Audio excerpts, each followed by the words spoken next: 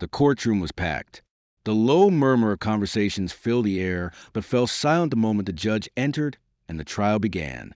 Seated at the defense table was Manura Minnie Hargrove, a woman of striking presence. Her golden hair was perfectly styled, and she clutched a large gold crucifix tightly against her chest, her fingers trembling ever so slightly. Her attorney, Herschel Boone, a tall, lanky man with a slightly wrinkled suit, whispered something in her ear, but she seemed too distracted to respond. Her gaze flickered toward the side door, as if she were expecting something or dreading it. Then the door swung open. Officer Buford Tate entered, holding the leash of Knox, a highly trained German Shepherd K9. Knox was well known for his impeccable tracking skills and unwavering discipline. He had been in dozens of courtrooms before, always composed, always controlled. But today something was different. As soon as Knox stepped into the room, his body went rigid, his sharp eyes locked onto Minnie. A low growl rumbled from his throat, his fur bristling. Without warning, he erupted into furious barking. The sharp, commanding barks echoed to the courtroom like gunfire. Every head turned toward him. The judge, Otis Wright, frowned and banged his gavel lightly.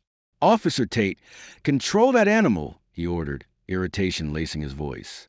But Buford was frozen in place, stunned. Knox never behaved like this. The dog strained against his leash, teeth bared, eyes fixated not just on Minnie, but on the crucifix she held so tightly. Minnie's face turned pale. Her lips trembled, and her grip on the necklace tightened, as if trying to protect it from something. "Make him stop. I haven't done anything." Minnie's voice wavered, but there was something off about it. It wasn't the fear of being attacked.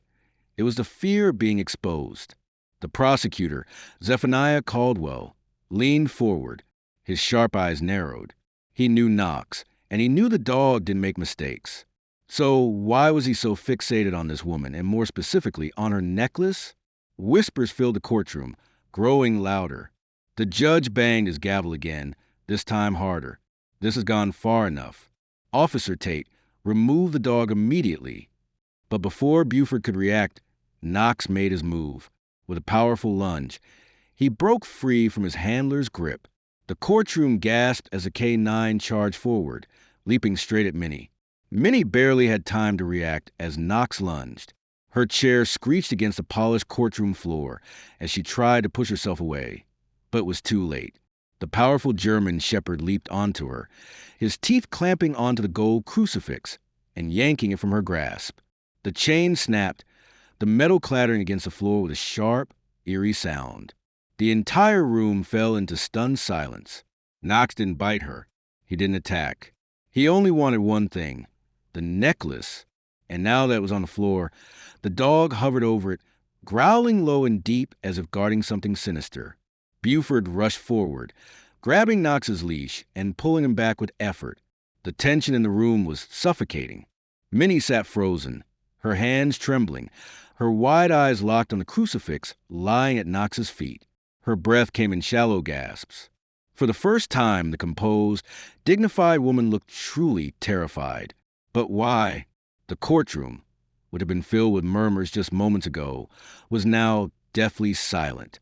All eyes were on the small golden object on the floor. It wasn't just a piece of jewelry anymore.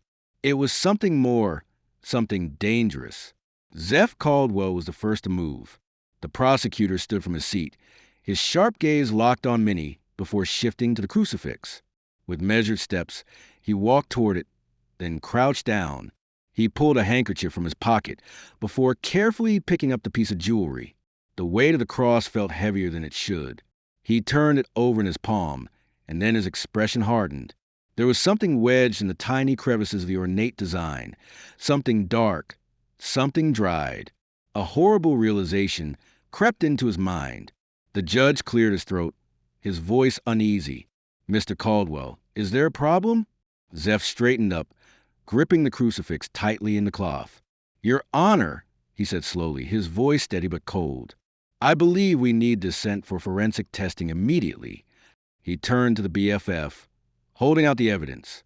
"There's a substance on this necklace, and I have reason to believe it's blood." A collective gasp rippled through the courtroom. Minnie, who had remained silent, suddenly sprang to her feet. "This is ridiculous," she snapped. But the panic in her voice betrayed her. Her carefully crafted mask was slipping. She knew exactly what they would find. Buford exchanged a look with Zeph. Knox, still tense, let out another low growl. His eyes never left Minnie. Zeph wasn't done. He took a step toward her. "Mrs. Hargrove," he said, his voice quieter now, but no less commanding. "Whose blood is on this cross?"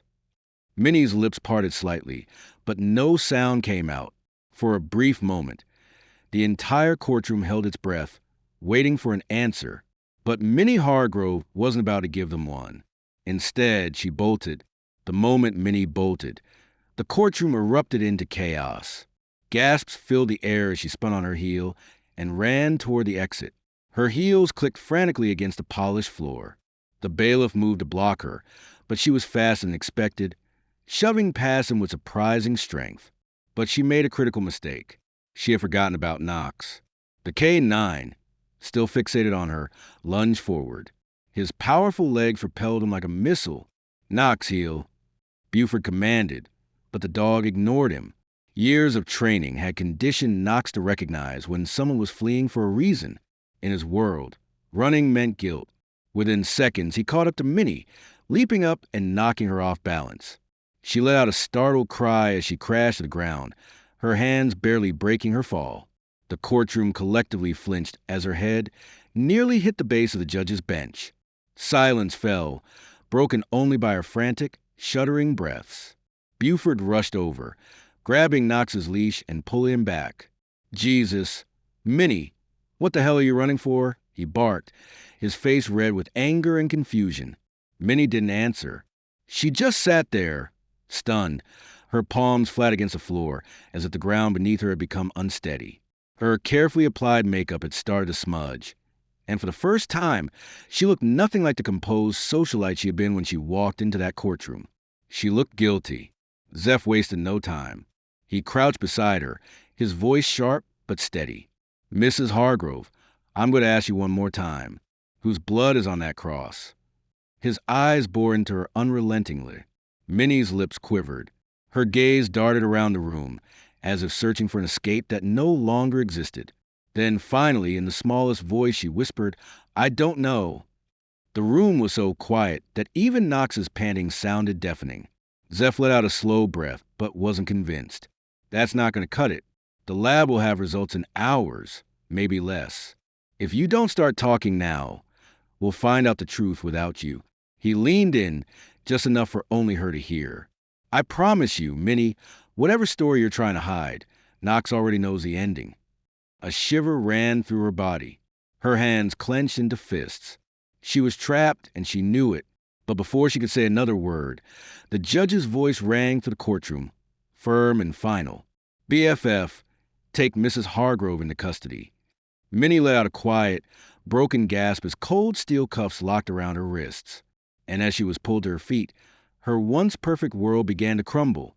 Minnie's knees buckled slightly as the cold handcuffs tightened around her wrists. She wasn't used to being restrained. She had spent her entire life controlling every situation, every conversation, every rumor. But now, for the first time, she was powerless. The BFF led her toward the side exit. Though her steps were slow, her mind raced. This wasn't supposed to happen. This trial was supposed to be routine, just a formality. No one was supposed to question her. No one was supposed to look too closely. But then there was Knox, that damn dog. As she reached the doorway, she turned her head slightly, her eyes locking onto Zeph Caldwell. The prosecutor stood still, watching her carefully. He wasn't gloating. He wasn't celebrating. He was simply observing, waiting. He knew something wasn't right, and he wasn't going to stop until he found out what. Minnie's breath caught in her throat as a single terrifying thought crossed her mind. What if the blood wasn't the only thing they found? Meanwhile, Buford knelt beside Knox, rubbing his hand over the dog's thick fur. "Good boy," he muttered under his breath, though there was a deep crease in his brow. He had worked with Knox for years, trusted the dog more than most people, and yet something about this case made his stomach churn. He glanced over at Zeph, who was still gripping the blood-stained crucifix with a handkerchief. You really think she's capable of something like this? Buford asked. Zeph didn't answer right away. Instead, he studied the cross, turning it over in his fingers. The dried substance embedded in the ornate crevices was unmistakable. Human blood. But there was something else. Something about the weight of the cross. The way it felt just slightly off. Zeph narrowed his eyes. I don't just think she's capable, he finally said, his voice low and firm. I think she's hiding something bigger than we realize. Knox let out a low whine, shifting his stance. He was still restless, still alert. Buford noticed it immediately. The dog wasn't satisfied. He had found the blood, the deception, but he wasn't finished. Buford's got twisted. Knox had never been wrong before. If the dog was still uneasy, then there was more to this case. Something deeper. Something worse. The judge cleared his throat, breaking the moment of silence. We'll reconvene once the forensic results come in, he announced. But as the gavel struck the wood, a chilling realization settled over the room. This case was far from over. In fact, it was just beginning. The precinct fluorescent lights buzzed softly as Zeph Caldwell stood over the evidence table, staring at the crucifix in front of him. It had been bagged and sent to forensic lab within minutes of the courtroom incident. The preliminary results had just come in. The blood on the cross was human, as expected. But what sent a cold chill through Zeph's spine was the identity of the DNA match. It wasn't just anyone's blood. It belonged to a man who had been missing for over a decade. Buford leaned over, scanning the report in Zeph's hands. No damn way, he muttered, his fingers gripping the edge of the table as he read the name aloud. Samuel Hargrove. The weight of the words settled between them like a lead weight. Samuel Hargrove, Minnie's husband, officially declared dead 9 years ago after mysteriously vanishing. His disappearance had been the talk of the town for months before fading into obscurity. Minnie had played the grieving widow perfectly. But now, thanks to Knox, her carefully crafted lie was unraveling.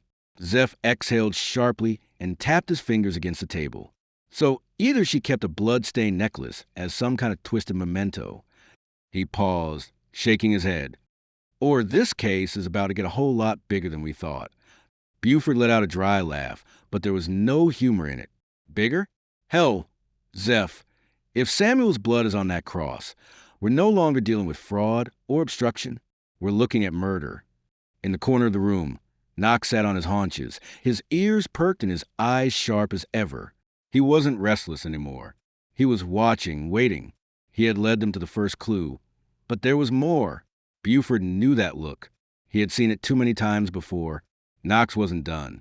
Zeph rubbed a hand over his jaw, his mind racing. Minnie bolted the second she realized what we were about to find, he murmured. If she panicked that fast, then she knows exactly where the rest of Samuel is. The words hung in the air, heavy and unspoken. If the cross held blood, what else had Minnie been hiding? And more importantly, where was the body? Buford glanced at Knox, then back at Zeph. I think it's time we let the dog lead the way. The wind howled to the towering oak trees as Buford Tate stepped out of the patrol car. The crunch of gravel beneath his boots was barely audible over the rustling leaves. Knox was already alert, his ears high and nostrils flaring as he took in the scents around them. They had arrived at the Hargrove estate, an aging but once grand property that sat at the edge of town, shrouded in darkness and secrets. The white-painted siding had dulled with years of neglect, vines creeping up the sides like nature's attempt to reclaim it. But Buford wasn't here to admire the architecture. He was here to find the truth. Zeph Caldwell shut the car door and exhaled, scanning the estate with narrowed eyes. She never sold the place. His voice was thoughtful, calculating. After Samuel disappeared, she could have gotten rid of it, moved on, but she didn't. She held on to it for all these years. He turned to Buford, his expression unreadable. Why? Buford inhaled sharply, his breath visible in the cold air. Because maybe this house isn't just a memory. He glanced toward Knox, who was already sniffing the ground with precise determination. Maybe it's a crime scene. Knox moved with purpose, his powerful frame cutting to the overgrown yard as he followed an invisible trail only his nose could detect. He sniffed along the cracked stone pathway, past the rotting porch steps, weaving through weeds and patches of dead grass. Every few feet, his body stiffened, his tail flicking in anticipation. He was on to something. Buford and Zeph exchanged a glance before following the dog, their boots crunching over dried leaves. The house loomed beside them, its dark windows like hollow eyes watching. KNX suddenly changed direction, pulling toward the back of the property. He moved faster now, his posture shifting from curious to focused. Then he stopped. His muscular frame went rigid as he stood before an old, dilapidated tool shed. The structure was barely standing, its wooden walls warped from years of rain and neglect. The door, once painted a deep green, now hung crooked on rusted hinges, barely clinging to its frame. And then Knox growled. Not a warning, not a reaction to a stranger. This was something different. This was a discovery. Buford felt a chill crawl up his spine as Zeph pulled out a flashlight. "All right," Zeph muttered, adjusting his gloves. "Let's see what she's been hiding." He reached for the shed door, pushing it open with a creak that sent a shiver through night air. The scent hit them instantly. Damp earth, rotting wood, and something else. Something worse. Buford's grip tightened on his flashlight as he swept the beam across the small, cluttered space. Old gardening tools, rusted shears, a broken wheelbarrow. But then, near the back wall, a patch of disturbed dirt. Loose soil, uneven, as if it had been tampered with. Knox let out a sharp bark and pawed at the ground, his claws scraping against the dirt. They had found it, the thing Minnie Hargrove had been so desperate to keep buried. Zeph inhaled deeply, the reality settling over him like a weight. They weren't just looking at evidence anymore. They were standing over a grave. Zeph turned to Buford, his voice low but firm. "Call forensics." His grip tightened on his flashlight as he stared at the ground. "We're digging tonight." The wind howled through the towering oak trees as Buford Tate stepped out of the patrol car. The crunch of gravel beneath his boots was barely audible over the rustling leaves. Knox was already alert, his ears high, nostrils flaring as he took in the scenes around them. They had arrived at the Hargrove estate, an aging but once grand property that sat at the edge of town, shrouded in darkness and secrets. The white-painted siding had dulled with years of neglect, vines creeping up the sides like nature's attempt to reclaim it. But Buford wasn't here to admire the architecture. He was here to find the truth. Zeph Caldwell shut the car door and exhaled, scanning the estate with narrowed eyes. She never sold the place. His voice was thoughtful, calculating. After Samuel disappeared, she could have gotten rid of it, moved on, but she didn't. She held on to it for all these years. He turned to Buford, his expression unreadable. "Why?" Buford inhaled sharply, his breath visible in the cold air. "Because maybe this house isn't just a memory." He glanced toward Knox, who was already sniffing the ground with precise determination. "Maybe it's a crime scene." Knox moved with purpose, his powerful frame cutting through the overgrown yard as he followed an invisible trail only his nose could detect. He sniffed along the cracked stone pathway, past the rotting porch steps, weaving through weeds and patches of dead grass. Every few feet, his body stiffened, his tail flicking in anticipation. He was on to something. Buford and Zeph exchanged a glance before following the dog, their boots crunching over dried leaves. The house loomed beside them, its dark windows like hollow eyes watching. Knox suddenly changed direction, pulling toward the back of the property. He moved faster now, his posture shifting from curious to focused. Then he stopped. His muscular frame went rigid as he stood before an old, dilapidated tool shed. The structure was barely standing, its wooden walls warped from years of rain and neglect. The door, once painted a deep green, now hung crooked on rusted hinges, as if barely clinging to its frame. And then Knox growled. Not a warning, not a reaction to a stranger. This was something different. This was a discovery. Buford felt a chill crawl up his spine as Zeph pulled out a flashlight. "All right," Zeph muttered, adjusting his gloves. "Let's see what she's been hiding." He reached for the shed door, pushing it open with a creak that sent a shiver through the night air. The scent hit them instantly, damp earth, rotting wood, and something else. Something worse. Buford's grip tightened on his flashlight as he swept the beam across the small, cluttered space. Old gardening tools, rusted shears, a broken wheelbarrow. But then, near the back wall, a patch of disturbed dirt. Loose soil, uneven as if it had been tampered with. Knox let out a sharp bark and pawed at the ground, his claws scraping against the dirt. They had found it, the thing Minnie Hargrove had been so desperate to keep buried. Zeph inhaled deeply, the reality settling over him like a weight. They weren't just looking at evidence anymore. They were standing over a grave. Zeph turned to Buford, his voice low but firm. Call forensics. His grip tightened on his flashlight as he stared at the ground. We're digging tonight. The sharp beam of Zeph's flashlight cut through the darkness, illuminating the disturbed patch of earth inside the tool shed. The smell of damp soil mixed with something foul, something wrong, clung to the air. Knox stood rigid, his muscles tensed, his amber eyes locked on the ground as he let out another low, warning growl. He knew the dog didn't need DNA results or an autopsy report. He had already solved the case in the only way he knew how. Now, it was up to the humans to catch up. Buford stepped back, pulling his radio from his belt. This is Officer Tate. We need a forensic team at the Hargrove estate immediately. Possible burial site discovered. Bring cadaver dogs. Static crackled before dispatcher responded, but Buford barely heard it. He was too focused on the site in front of him. He had worked homicide for years, but there was something uniquely unsettling about this case. A missing husband, a bloodstained cross, a panicked woman who ran before anyone even accused her. And now this. Zeph crouched beside the disturbed earth, running a gloved hand over the loose soil. It was soft, recently turned. This was dug up before. His voice was barely above a whisper.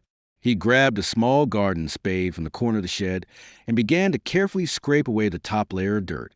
With each movement, the smell grew stronger. Buford tightened his jaw, standing back as Zeph worked.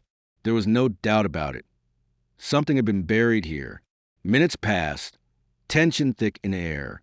Then the blade of Zeph's spade hit something solid. A dull clink. He paused, glancing up at Buford before reaching down, fingers brushing against the object.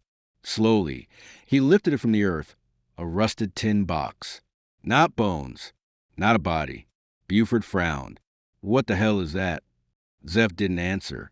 He pried the lid open, and inside, wrapped in brittle yellow cloth, were old photographs, letters, a wedding ring, and then at the very bottom, a second crucifix, identical to the one Minnie had clutched in court.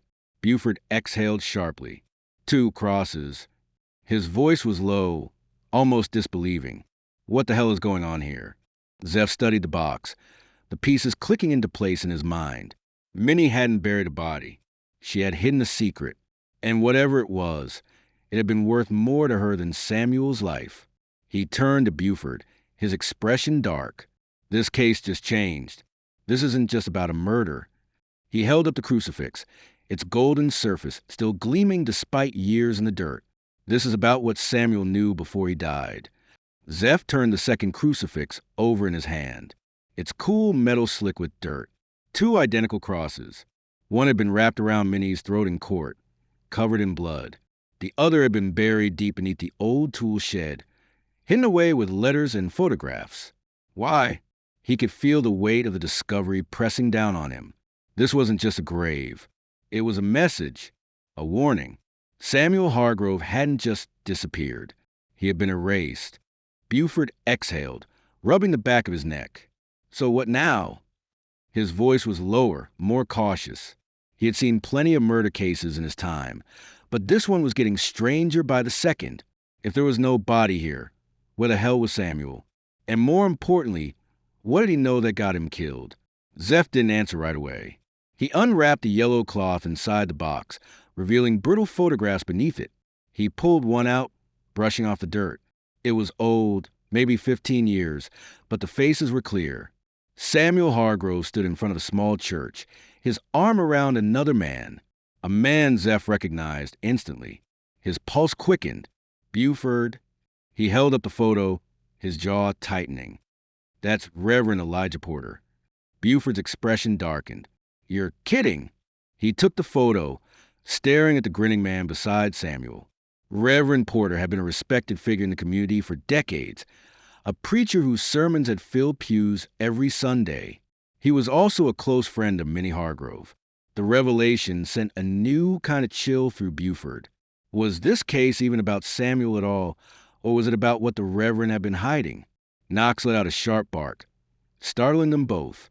The dog's nose was still to ground, sniffing around the shed's foundation. He pawed at the dirt, whining, frustrated. Buford's stomach tightened. Knox still wasn't done. That meant this wasn't the only secret buried here. Zeph folded the photograph and tucked it into his pocket. He met Buford's eyes, his voice steady but tense. "We need to bring Minnie in for questioning now." Buford nodded. "And we need to talk to the good Reverend." He turned to Knox, who was still tense, still watching the ground. Buford exhaled slowly. "But first, we find out what else his dog knows." The drive back to the precinct was tense. Zeph sat in the passenger seat, staring at the old photograph in his hands. The image of Samuel Hargrove and Reverend Elijah Porter seemed harmless at first glance. Just two men standing in front of a church, smiling. But the fact that it had been buried, hidden away along with that second crucifix, told Zeph everything he needed to know. This was the key to the entire case, the missing piece. And Minnie had spent the last decade making sure no one ever found it. Buford gripped the wheel tighter as they neared the station. "You think Porter knows we're coming?" His voice was gruff, his eyes locked on the road ahead. Zeph exhaled sharply. If he didn't before, he will soon. The moment they started asking questions, the entire town would know. Porter was powerful, respected, untouchable. And now, they were about to rip his reputation apart.